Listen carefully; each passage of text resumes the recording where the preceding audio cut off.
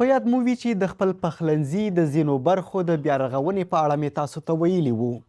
درځئ چې اوس یې په ګډه حساب کتاب وکړو. 2 کارګرو ته په 10 ورځو کې 15,000 افغانۍ تنخوا ورکوو. 4 کارګرو ویلي دي چې که څه هم کار په 15 ورځو کې بشپړوي خو تنخوا د 6 ورځو اخلي. درځئ محاسبه کړو چې د دوی تنخوا څومره کیږي.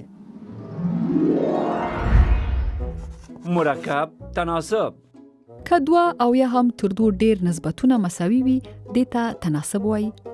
له 2 د ډیرو نسبتونو تساوي ته مرکب تناسب وایي. راځئ تمرین وکړو. که 10 کسان 12 متره اوږد کانال په 8 ورځو کې وکیندي نو 15 کسان به 15 متره اوږد کانال په 2 ورځو کې وکیندي.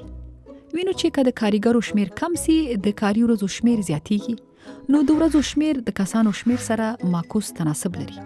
خو د ورځو شمیر د کانال اوږدوالي یا طول سره مستقیم تناسب لري. معنا که د ورځو شمیر ډیریږي نو لا ډیر کانال کیندل کیږي. په یاد مو وي چې که د تیر خوله پورته وي مستقیم تناسب او که د تیر خوله ښکته وي نو معکوس تناسب ښیي. لکه څنګه چې د ورځو د شمیر او کارګرو ترمنځ اړیکه معکوسه ده د کارګرو کسر معکوسه وو. نو داسې کوو چې 8 پر x مساوي دی له 12 ضرب 15 په صورت کې او په مخرج کې 15 ضرب 10 لیکو. نو x مساوي دی له 8 ضرب 15 ضرب 10 پر 12 ضرب 15 چې ساده یې کړو کېږي 60 ورځې. ښه نو د کارګرو تنخوا به حساب کړو. 2 کارګر په 10 ورځو کې 15,000 افغانۍ اخلي نو 4 کارګر به په 6 ورځو کې 100 افغانۍ واخلي.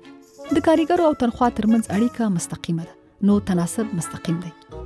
15 ضرب په 6 ضرب 4 تقسیم پر 2 ضرب په 10 مساوي 6,000 کیږي. ښه نو نن مو زده کړل چې مرکب تناسب څه دی او په ریاضي کې یې څنګه محاسبه کوو. اوس ځم چې د خپل پخلنځي د بیارغونې لپاره ځینې توکي وپیرم او تاسو درس خامخا تمرین کړئ.